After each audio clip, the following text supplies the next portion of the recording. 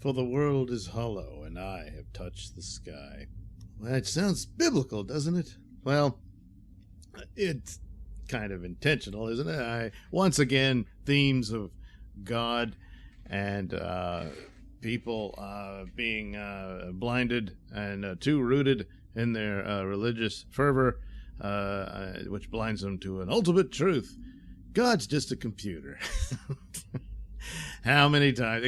Well, quite a few. And here in this episode, it's very similar to, the Return of the Archons, where Landru is just a computer, and it's set up a long time ago for this purpose or not, and something goes wrong. Well, something went wrong here, and it's the same thing.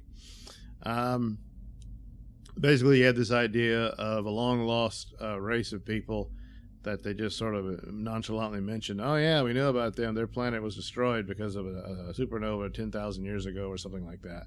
And, well, this is them, and they built the ship and sent some people on a long journey to another planet.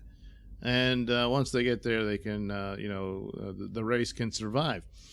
But by now, the descendants, they've all developed a religion about around the computer, which did the computer decide to do this to them, or what? What happened to the people who knew better, or they were all done away with? And it's a god that requires you to put a chip in your brain so that he can punish you by making you stroke out, I guess. But all you got to do is take the chip out, and then you're good. So Kirk and crew, they show up, oh, this is asteroid, it's on an impact, but it shoots some nuclear missiles at them, and they're like, hey, what the hell is this about? And they discover it's not an asteroid, it's a spaceship. And they beam down, and it's even set up to look like it's a planet surface for the people there. Later on, they meet an old man who violated the rules and got outside and climbed a mountain and was able to actually touch the sky because it's just a ceiling. And then he promptly strokes out because the Oracle doesn't like that. So the problem is they're on course with this other planet, and they're going to collide with it, so they need to get put back on course to the planet they're supposed to come to, which I assume it won't just smash into that one either. Perhaps the computers has a way of putting it in orbit so that they can land and all that. Or maybe the ship itself has a means by which to land itself safely. But it just looks like a giant rock. But the saving grace of it is, once again, the relationship between the big three of Kirk, Spock, and McCoy. The opening of the show, McCoy reveals that he has a terminal illness, and Kirk is, pretty upset about it, but it's a private matter between them two. He has to tell the captain, and he's duty-bound to do so. So Kirk keeps it quiet for the moment, but he and Spock are going to go investigate this ship. Once again, really, one of them should have stayed behind. You need the commanding officer on the ship. But, yeah, but Bones wants to go too, and Kirk allows this, even though technically speaking he shouldn't have, but, it's his buddy. And Bones just wants to do something while he's got time left. So, well, they go down. The crazy cult on there sees them as intruders and dangers and whatnot, captures them. They get fried by the Oracle. And then, but the saving grace here, another one, is Bones finally gets some. Yeah, he gets some action.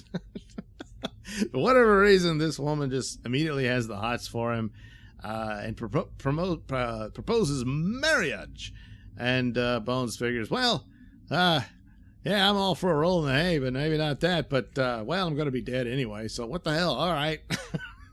So he manages to get Kirk and Spock sent back to the ship rather than put to death, because they snooped around, and the Oracle didn't like that.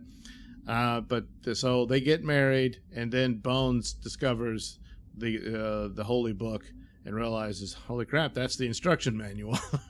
So he's able to contact the ship and tell them what to do. Then Oracle doesn't like that, so he strokes Bones out. But Spock's able to save him when they beam down. So then the hot chick, priestess, she's going to stroke out too, but Bones is able to save her. And they get the instruction manual. Now, the big plot hole here is that the Oracle, once someone was standing on the centerpiece within the Oracle's chamber there, the Oracle is able to sense who's in the room. And Bones and the priestess were she's laying out on it and Bones is sitting on it. So Oracle knew they were there, and they're trying to get to the book, but the Oracle's threatening to kill them. Why doesn't he just fry them like he did before? I guess that means by which just stuns them and doesn't kill them. I don't know. Because instead he decides to just turn the whole room into an oven and he's going to cook them to death. So, and I guess he's incapable of alerting the guards to come get them. But it takes a while for the heat to get hot enough. So they get the book, they find the instructions, they open up the secret panel, and they're able to correct the problems. And as luck would have it, there's a medical library in there that's far advanced of their own, even though their spaceship technology is not as good. But they find the cure for Bones' terminal disease. And, well, he was in for it for the moment, but they decide to go their separate way. So the marriage is already over. I guess they get it annulled. I don't know. Now that he's got more years, he's like, well, I don't want to be tied down to anything. Of course, she gives him this, you must go, McCoy. He says, yeah, now more than ever, I want to find the cure for this disease. Well, she already has, because, it's in their books and whatnot. So, she's hot, and he was in for the, a roll in the hay, but not the commitment. No, I guess not. So, hey, maybe he went back and met up with her like he said he might at the end. We don't know. He didn't tell Data anything like the last time we see him is at the beginning of Next Generation. So, who knows? So anyway, Bones finally got the girl this time around. So it's better than that time he got bamboozled by that salt vampire who turns out to not to be his old girlfriend, but the creature that killed his old girlfriend. And what was her problem? I mean, when you saw her husband, it's like she chose that guy over McCoy. I mean, McCoy's no Adonis, but geez, come on. But then again, perhaps his commitment phobias, probably prevented anything, and she had to find someone who was going to be dependable and loyal, But then she gets killed by a salt vampire, and her husband decides to move on with the salt vampire. Ew.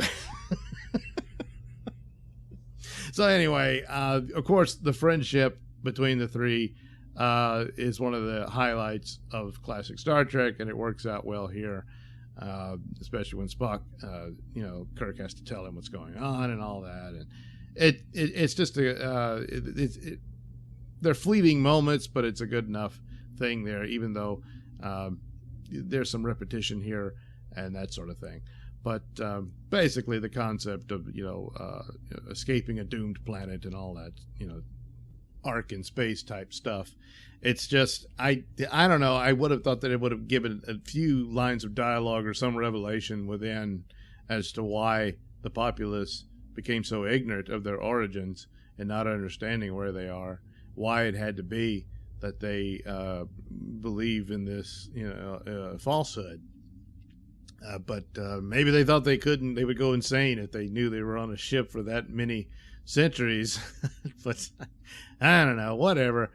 That's how it turned out. So I thought it would have needed a little bit more of that as to why they ended up the way they were. But anyway, at least Bones got some action. Yeah.